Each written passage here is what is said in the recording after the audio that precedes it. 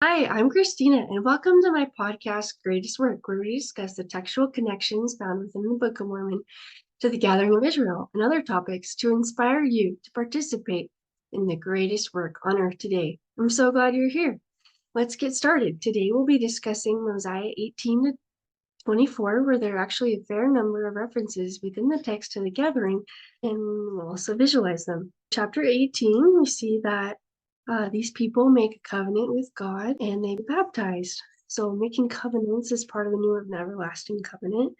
And we see that Alma receives the authority to baptize. And then they have, in verse 21, no contention. They're in hearts strong in unity and love one towards another. And then they become the children of God.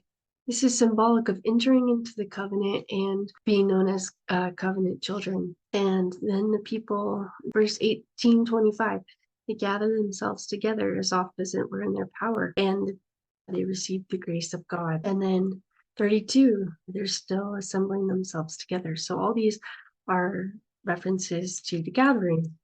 In 20, we see some references to gathering themselves together to make preparations. And then we're going to skip to chapter 21.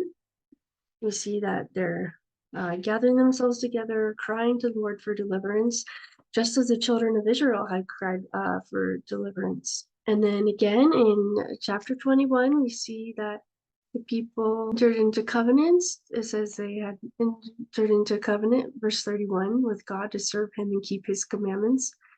King Limhi had also entered into a covenant. They did this as a witness and testimony that they're willing to serve God with all their hearts.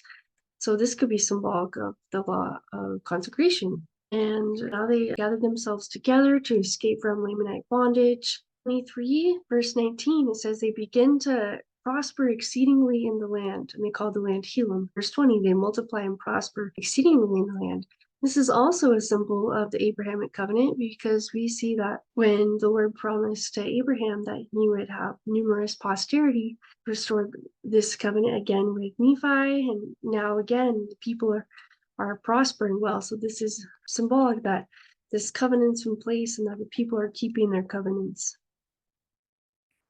And now in chapter 23, we see a great verse. It says, they were brought into bondage, and none could deliver them, but the Lord their God, yea, even the God of Abraham, Isaac, and of Jacob. So this is a clear reference that we see Abraham, Isaac, and Jacob, the Lord continuing to restore his covenant. The people in the Book of Mormon remembering this and remembering who their promises are given from.